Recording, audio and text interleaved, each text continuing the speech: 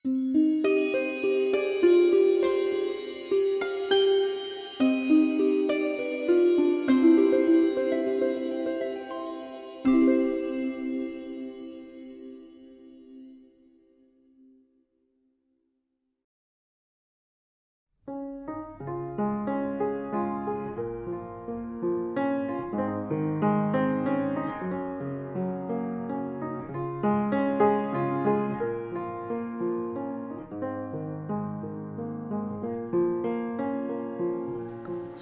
74 یک سری طراحی کردم برای بافتن گبه.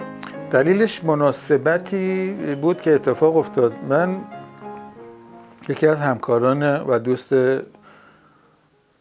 صمیمی و عزیزم امرالله فرهادی، میدونید که در حقیقت عشایره و از شاگردای آقای بهمن بیگی بوده. خب چیزی حدود شاید مثلا 30 ساله که من با او دوست هستم. هنوز تعدادی از خانوادهشون که همینطور خب البته رو به کم شدنه در ییلا قشلاق هستن، یعنی هنوز چادر نشینن و با ایشون خیلی من سفر کرده بودم و به این فکر افتادم که یعنی پرسجو کردم که این اقوام هنوز گبه اینا میبافند که خوشبختانه دیدم بله، چون خودشون تهران هستن. دوستی رو به من معرفی کردن که در شیراز زندگی میکنه و اونجا رفت و آمد داره.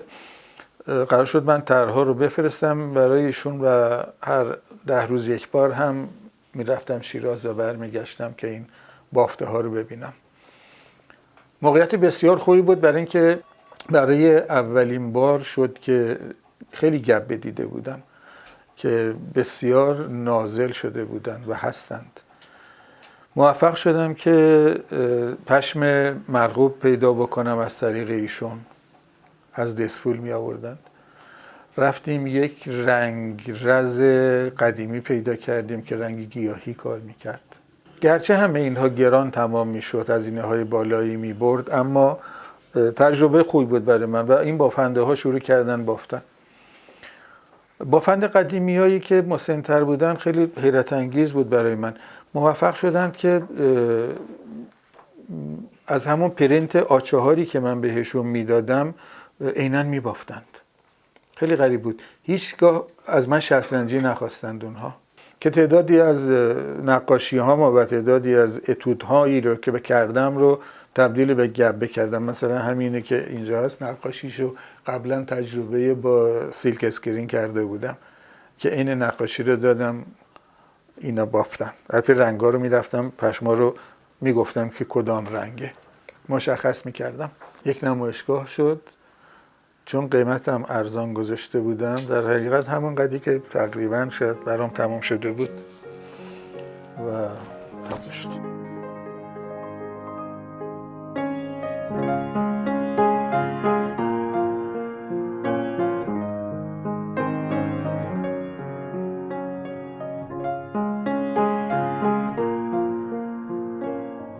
سال 76 زمان شهردار بودن آقای کرباسی بود که قرار شده بود 100مین سال پایتختی تهران رو برنامه و مناسبت و جشن و این چیزها انجام بدن، اما برگزار نشد. من به همین بهانه 100مین سال پایتختی یک سری کار کردم روی فیلم های لیت، یعنی فیلم های لیتوگرافی که های کنتراست هستند. تصاویر رو چاپ کردم چون تاریخخانه و تشتک در اختیار داشتم و روی کاغذ نقاشی میکردم. این لیت ها رو چندین لایه روی همدیگر میذاشتم چون شفاف هستن، عین تلق انیمیشن. و تعدادی کار اینجا به وجود اومد که توی همون سال هم شروع به تجربه کار سیلک اسکرین کردم. در حقیقت همون چیزی که در لغت فرنگ به هم سیلک اسکرین ملت فرنگیه، سریگرافی میگن. این سریگرافی ها 2 دوره اتفاق میفته. یک سری سال 74 شروع میکنم، یک سریش سال 76 2 سال بعد شد که از هر کدام بین مثلا 8 تا 10 عدد میداد. مبنا رو گذاشته بودم برای 10 تا. تعدادش بر این مبنا بود که اتودم رو این شکلی میکردم که کاغذ رو میبریدم، میچسبوندم و سامان میدادم و از روی اون بعدن فیلمم رو که در حقیقت کالک بود تهیه میکردم و میرفتم سراغ شابلون در کارگاه سیلک که رنگامو همونجا در جا تعیین بکنم و چاپ بکنم و 10 تا رو تکثیر کنم. یک تجربه دومم این که مستقیم روی کالک‌های هر کالکی رو برای رنگی جداگانه تعریف میکردم و مستقیم کار میکردم. مثلا کالکی که باید زرد چاپ بشه و کالکی مثلا باید آبی چاپ بشه یا مشکی، این 4-5 تا رو جداگانه روی همدیگر ترسیم میکردم. اون که در حقیقت فیلمم بود تبدیل به شابلون میکردم که خیلی آزادتر از اون بود و اتفاقات در حقیقت تازه تری میتونست توش بیفته.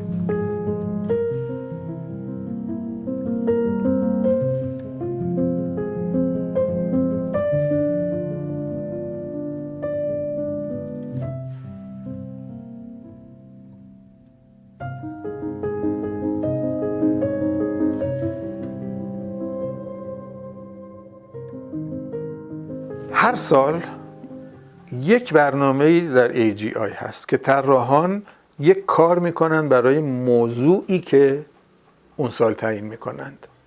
مثلا موضوعی که برای فنلاند هلسینکی گذاشته بودند طراحی روی صندلی بود. تصویر صندلی داده بودن که روی این چه میکنید شما. یا یک سال دیگر طراحی روی یک فنجان بود.